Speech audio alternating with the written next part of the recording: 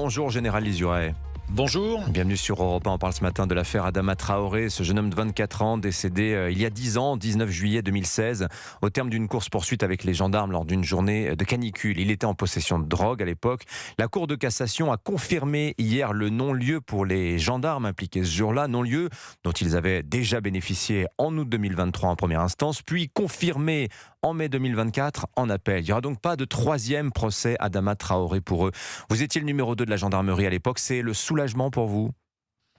Je pense effectivement au soulagement que doivent ressentir aujourd'hui les gendarmes et leurs familles après près de 10 années de procédure, un marathon judiciaire qui est toujours compliqué pour effectivement les personnes mises en cause, surtout quand les gendarmes ont fait leur travail. C'est-à-dire qu'effectivement la mort d'un homme c'est toujours un drame, il faut avoir de la compassion, mais on a les gendarmes qui ont été invectivés, vilipendés, accusés et une espèce d'agitation permanente autour de cette affaire ne leur a pas permis jusqu'à présent, en tout cas, de retrouver, je dirais, une sérénité qui encore une fois, permet à chacun de vivre normalement dans sa famille et dans son métier.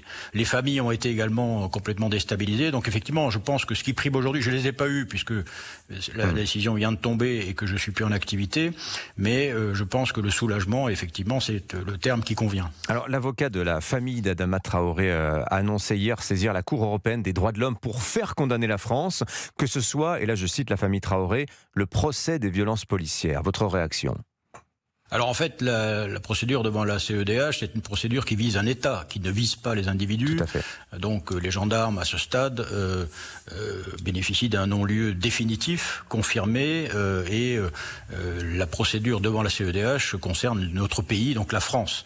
Que l'avocat, la famille Traoré estime devoir saisir la CEDH, c'est son droit, il y a des voies de recours, il n'y a aucune raison que ce soit interdit aux uns aux autres.